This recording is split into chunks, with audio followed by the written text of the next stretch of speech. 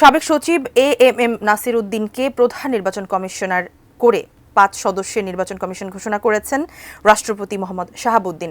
নির্বাচন কমিশন পুনর্গঠন সম্পর্কে আরও কিছু তথ্য নিয়ে নিউজরুম থেকে যুক্ত হচ্ছেন সহকর্মী সাজেদা সুইটি। আমরা সুইটির সঙ্গে যুক্ত হচ্ছি। সুইটি, আমরা ইতিমধ্যে জেনে গেছি যে ৫ সদস্যের একটি নির্বাচন কমিশন গঠন করা হয়েছে। এছাড়াও আর নতুন নির্বাচন কমিশন সম্পর্কে আপনার কাছে কি কি তথ্য রয়েছে?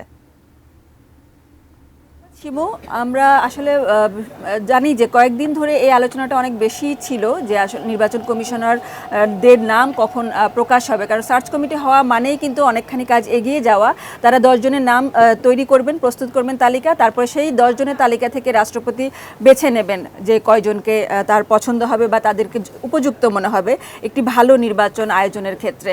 সেই নামগুলো গতকালই আমরা হয়তো বা পেয়ে যেতাম, কারণ সন্ধ্যার দিকে রাষ্ট্রপতির কাছে সার্চ কমিটির সদস্যরা 6 জন তারা যাওয়ার কথা ছিল।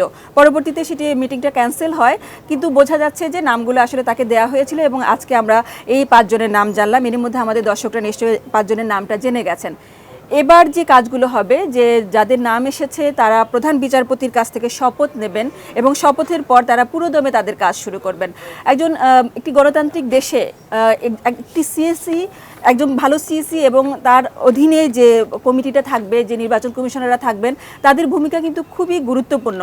একটি নির্বাচন কতটা সুষ্ঠুভাবে তারা আয়োজন করবেন, বাহিনীগুলোকে বা প্রশাসনকে তারা কিভাবে বিন্যস্ত করবেন, কিভাবে কাজগুলো বুঝিয়ে দিবেন, সেটার উপরে অনেক কিছু নির্ভর করে। প্রতিটা সময় আমরা দেখেছি নির্বাচন কমিশনের প্রতি অনেক রকমের আশা থাকে, অনেক প্রত্যাশা নিয়ে নির্বাচনের যারা অংশগ্রহণ করতে চান তাদের অনেক রকমের কথা থাকে, কিন্তু আবার অনেক অভিযোগও থাকে। সেই ব্যাপারটি যেন এবার না হয়, অন্তর্বর্তী সরকারের সময়টিতে সেটি খুবই চাওয়া হচ্ছে যে এবার অন্তত যারা নিয়োগ পেলেন, যারা এবার কাজ শুরু করবেন, তারা যেন খুব সুন্দরভাবে একটি নির্বাচন আয়োজন করেন। বিশেষ করে অন্তর্বর্তী সরকার যখন গঠন হয় 8 আগস্ট, তারপর থেকে ধীরে ধীরে কিন্তু এই আলোচনাটা বাড়তে শুরু করে। বিশেষ করে রাজনৈতিক দলগুলোর সঙ্গে প্রধান উপদেষ্টা যখনই কথা বলেছেন ডক্টর মোহাম্মদ ইউনূস, প্রত্যেকবারই দেখা গেছে নির্বাচন কেন্দ্রিকই আলোচনা। নির্বাচন হতে হবে, তার আগে সংস্কার, নির্বাচন হতে হবে, সেটা কত যৌক্তিক সময় হতে হবে। তার মানে হচ্ছে আলোচনা কিন্তু ঘুরে ফিরে ওই নির্বাচনের দিকে যাচ্ছিল।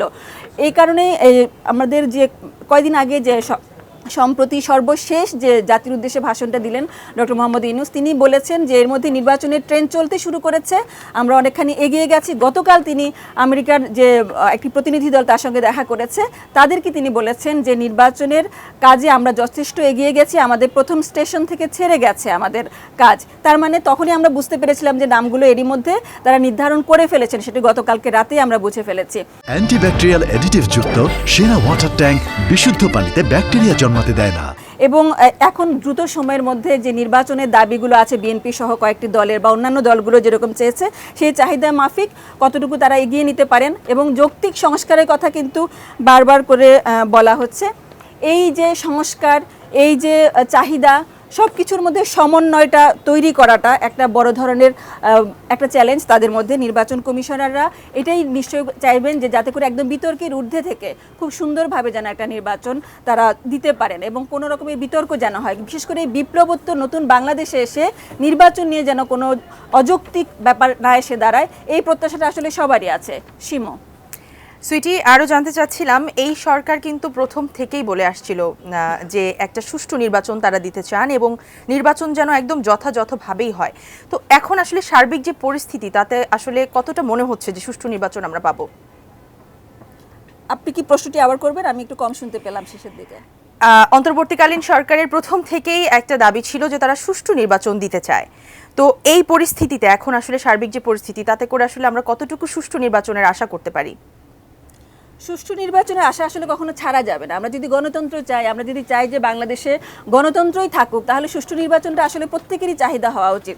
কিন্তু সবসময় হয় কি, শক্তিশালী দলগুলো বা যারা ক্ষমতায় থাকেন তারা সবসময় চান নির্বাচনটাকে কিছুটা হলেও প্রভাবিত করে নিজেদের দিকে আনা। এটাই আসলে খুবই আপত্তির জায়গা বেশিরভাগ সময় দেখা গেছে। কিন্তু এই অন্তর্বর্তী সরকার কোনো রাজনৈতিক সরকার নয়, তারা বারবারই অন্তত আশ্বস্ত করছেন তারা অন্তত নির্বাচনে অংশ নেবেন না, তারা আসলে পরবর্তী ক্ষমতার মোহে তারা নাই। সুতরাং আসলে কতটা ভালোভাবে এই যে প্রত্যাশার জায়গাটা তারা পূরণ করবেন এটা তাদেরও ব্যাপার। সুতরাং যদি ওনারা প্রভাব রাখেন সেটা অবশ্যই ইতিবাচক প্রভাব হবে। নির্বাচন কমিশনকে যতটা সহযোগিতা করা দরকার সেটাই তারা করবেন, অন্তত এটুকু আশা ডক্টর মোহাম্মদ ইউনূসের নেতৃত্বের এই অন্তর্বর্তী সরকারের কাছে থেকে সবাই আশা করে। কিন্তু যেহেতু বিপ্লবোত্তর একটি বাংলাদেশ এবং সংস্কারের ব্যাপারগুলো আছে, যেমন বেশ কিছু চাহিদা কিন্তু মানুষের আছে, যে দলীয় সরকার যখন থাকে তারা কিন্তু শুধুমাত্র নিজেদের স্বার্থটা অনেক বেশি করে দেখেন, অন্তত আমরা বিগত কয়েকটি বছরে সেটাই দেখেছি।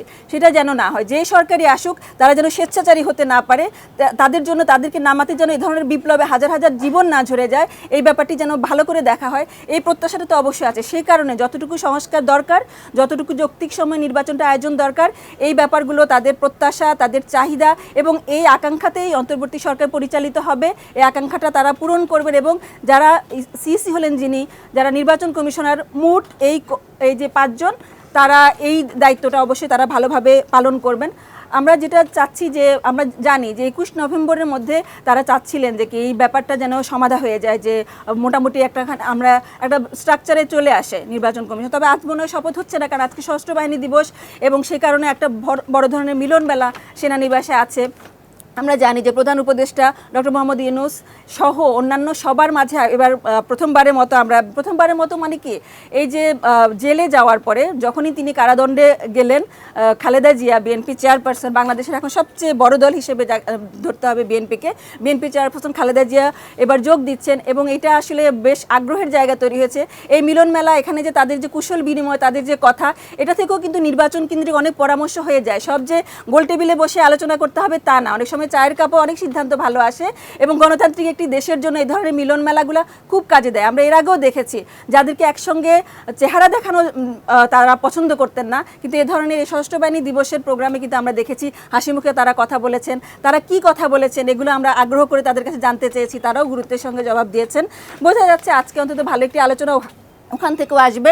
সব কিছু মিলিয়ে ভালো কিছুর আশা তো করাই যায়। আমরা তো চাই যে আমাদের এই বাংলাদেশ সুন্দরভাবে চলুক, একটি গণতান্ত্রিক রাষ্ট্র হিসেবে, প্রজাতন্ত্রের একটি রাষ্ট্র হিসেবে যেন চলে। আমরা যেন বলতে পারি যে দেশটা আমাদের, প্রতিটা মানুষ এখানে সমান এবং সমান গুরুত্বপূর্ণ ক্ষমতার অধিকারী।